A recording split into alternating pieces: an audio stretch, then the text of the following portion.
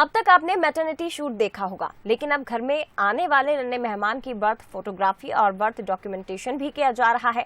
माँ बाप के साथ साथ परिवार वालों के लिए बेहद खास रहने वाले इस पल को हमेशा के लिए संजो कर रखने का एक कॉन्सेप्ट लेकर आई है बंसल हॉस्पिटल की गायनेकोलॉजिस्ट डॉक्टर प्रिया भावे चटवार। और इस कॉन्सेप्ट को तस्वीर का रूप दे रहे हैं मध्य प्रदेश के फोटोग्राफर वरुण। खास बात यह है कि इस इंटरनेशनल मदर्स डे पर रविंद्र भवन की स्वराज विधि आर्ट गैलरी में लगने वाली एग्जीबिशन में 39 फोटो फ्रेम डिस्प्ले की जाएगी। मातृत्व का भाव, अक्सर आपने यही सुना होगा कि ये शब्द स्त्री के लिए हमेशा हम सुनते आ रहे हैं, लेकिन सही मायने में देखा जाए तो मातृत्व भाव स्त्री और पुरुष दोनों इसे पूरा करते हैं। और देखिए, मातृत्व का जिक्र मैं इसलिए कर रही हूँ क्योंकि अभी तक आपने देखा होगा कि मैटरनिटी फोटोशूट की बात की जाए तो महिलाएं जब 9 महीने की उनकी जर्नी होती है, जब बच्चा उनके पेट में होता है, उस जर्नी को वो कैप्चर करवाती हैं। क्योंकि देखिए, जब भी नन्हा मेहमान घर में आता है उसकी किलकारी का इंतज़ार हर एक माँ बाप को होता है। और साथ ही साथ हम ये भी देखते हैं कि उस पल को हम सहेज कर, संजो कर उसको जीना और महसूस करना चाहते हैं। हमारे साथ गायनेकोलॉजिस्ट डॉक्टर प्रिया भावे मौजूद हैं। बर्थ डॉक्यूमेंटेशन की बात करें, बर्थ फोटोग्राफी की बात करें तो इसका कॉन्सेप्ट कैसे आया, इसकी शुरुआत कैसे हुई? सबसे पहले तो धन्यवाद, आपने ये इतना इम्पोर्टेंट विषय इंटरनेशनल मदर्स डे पे कवर करने का सोचा। जन्म जो है, हम सब जानते हैं कि एक लाइफ चेंजिंग और लाइफ गिविंग मोमेंट है। जिसका जन्म हुआ है उसे तो जीवन मिला है, परंतु वो महिला जो माँ बनी है उसका एक नया जन्म होता है माँ के तौर पे। और हमारे यहाँ भारतीय परिवेश में सिर्फ माँ बाप ही पेरेंट्स नहीं बनते, पूरा परिवार एक्साइटेड रहता है नए मेहमान को लेकर। तो ये जो जर्नी है, इसके जो मोमेंट्स हैं इतने इमोशनल होते हैं कि यदि ये सहेज के रखे जाएं तो सालों साल वो रिविजिट करने का मन होता है। और कौन नहीं चाहेगा कि उसका जब जन्म हुआ था तो वो कैसा था, वो कैसा पल था, वो उसे रिविजिट क्यों नहीं करना चाहेगा। तो इस आइडिया को लेके मैंने अपने मोबाइल से ही शुरू करी थी, कुछ बेबीज़ का वीडियो बनाया और वो इतना ज़्यादा अप्रिशिएट किया पूरी फैमिली ने। कई लगातार मुझे फ़ोन्स आते रहे कि हम उस वीडियो को रोज़ देखते हैं, बहुत अप्रिशिएट करते हैं। फिर धीरे धीरे, चूँकि एज अ डॉक्टर हम जब डिलीवरी करते हैं तो ध्यान कहीं एक अलग तरीके से रहता है, तो हमने फिर इसमें प्रोफेशनल फोटोग्राफर की सहायता लेने की सोची।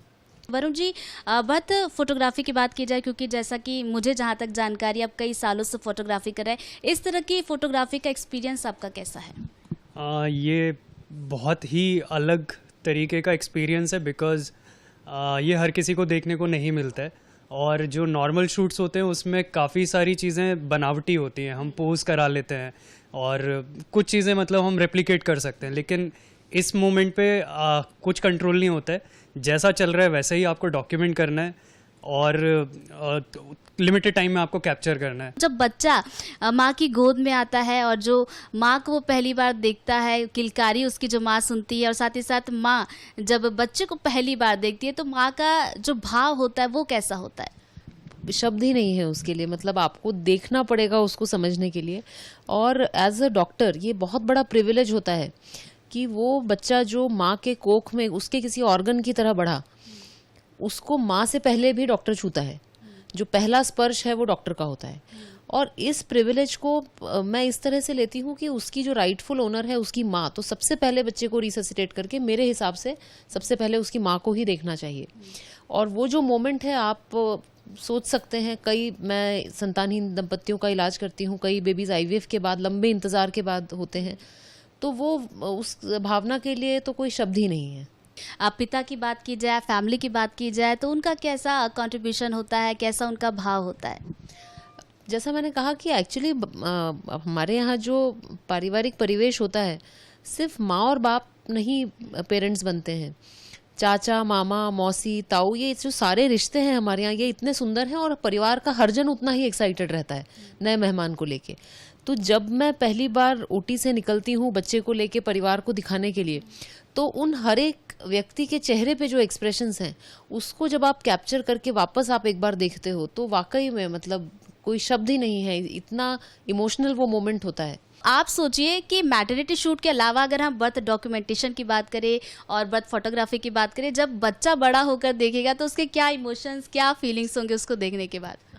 मैं तो यही कल्पना करती हूँ, हर बच्चे को जब डिलीवर करके कुछ चंद सेकंड के लिए परिवार को देने से पहले जब वो मेरे हाथ में होता है मैं यही सोचती हूँ कि पता नहीं क्या इसका भविष्य होगा, क्या क्या ये चीज़ें बड़ी करेगा जीवन में जाके। और कभी कभी ये भी विचार आता है कि हो ना हो इसकी शादी पे ये वाली सीडी जो है वो ज़रूर चलेगी उसके जन्म की। पेरेंट्स की अगर बात की जाए तो जिनकी भी आप बर्थ फोटोग्राफी करते, डॉक्यूमेंटेशन करते, तो पेरेंट्स की तरफ से क्या कुछ आपको कहा जाता है कि कब तक देनी है, भाई ऐसा कर देना? तो सबसे पहले तो प्रिया मैम को थैंक्स इसके लिए, बिकॉज उनकी वजह से पॉसिबल हो पाता है। जो पेरेंट्स होते हैं वो ये कभी नहीं बोलते कि क्वालिटी कैसी होगी क्या नहीं है, वो बिल्कुल आंख बंद करके भरोसा करते हैं, क्योंकि उनके लिए बहुत इंपॉर्टेंट है ये चीज़। तो बस ये बोलते हैं कि भैया पिक्चर्स इतने हो जाएं कि हम देख पाएँ उसको, बार बार एंजॉय कर पाएँ। तो ये जो बर्थ डॉक्यूमेंट्री है, बर्थ फोटोग्राफी, इसको आगे की जनरेशन से कैसे जोड़ के देखती हैं आप? देखिए, आपने बिल्कुल सही कहा। बर्थ एक बहुत ही आइसोलेटेड एक्सपीरियंस था जिसमें महिलाएं आपस में एक छोटी सी अलग कमरे में घर में डिलीवरी हो जाया करती थी। बाद में दाई की और परिवार की महिलाओं की जगह डॉक्टरों ने ले ली और धीरे धीरे परिवार जो है वो इससे दूर होता गया। अब पिछले 10-20 सालों से हस्बैंड्स को अलाउ कर दिया जाता है लेबर रूम्स में, परंतु यदि सिजेरियन से डिलीवरी होती है तो वो भी अधिकतर केसेस में या अलाउ नहीं किया जाता है या केवल हस्बैंड अंदर हो सकता है। बर्थ डॉक्यूमेंटेशन मेरे हिसाब से एक बहुत अच्छा तरीका है जिसमें we are bringing the family back into the picture. ये सिर्फ फोटोग्राफी नहीं है, ये कोई शब्द नहीं है, बल्कि एक इमोशन है जो दिल को छू लेने वाला है। और हर एक पेरेंट्स जिसका नन्हा मेहमान घर में आने वाला होता है, उसके लिए एक पल होता है जिसे वो हमेशा सहेज कर, संजो कर और हमेशा हमेशा के लिए रखना चाहता है।